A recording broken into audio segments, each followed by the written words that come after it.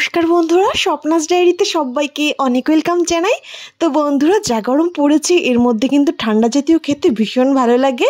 তাই আজ তোমাদের শেয়ার করব ঘরে থাকা পাকা আম দিয়ে আম লস্যির রেসিপি।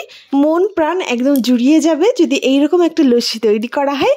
দুটো পাকা আম নিয়েছি এবং আম দুটোকে খোসা ছাড়িয়ে ছোট ছোট টুকরো করে কেটে নিয়েছি।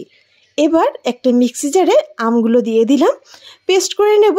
তবে আমের পাল্পটা দিয়ে একই সঙ্গে উঁচু উঁচু 2 চামচ চিনি অ্যাড করে দিচ্ছি। যেহেতু আমটা বেশ মিষ্টি ছিল তাই চিনিটা বুঝে দিতে হবে। আমটা যদি মিষ্টি বেশি থাকে সেই হিসাবে চিনিটা একটু কম দিতে হবে।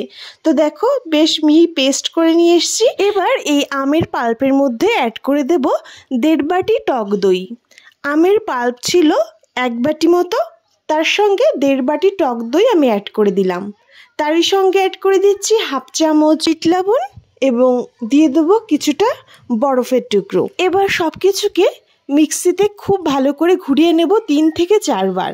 ফিরে আসছি 3-4 মিনিট পর।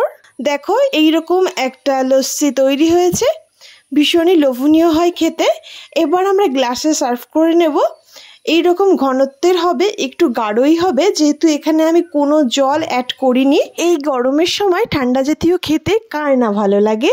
আর আমাদের প্রত্যেকের বাড়িতেই রয়েছে পাকা আম।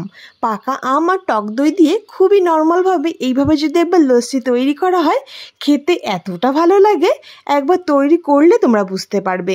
2 গ্লাসে ঢেলে নিয়ে উপরে কটা আমের টুকরো দিয়ে দিলাম এবং তারই সঙ্গে কয়েকটা কিশমিশ দিয়ে আমি সাজিয়ে নিচ্ছি।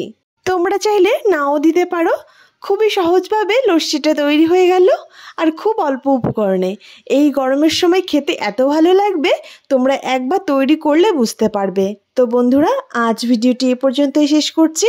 খুব ছোট্ট একটা ভিডিও শেয়ার করলাম, ভালো লাগলে অবশ্যই কমেন্ট করে জানাতে ভুলো না। আর যারা এখনও আমার চ্যানেলটি সাবস্ক্রাইব করোনি, প্লিজ বন্ধুরা সাবস্ক্রাইব করে আমার পাশে থেকো।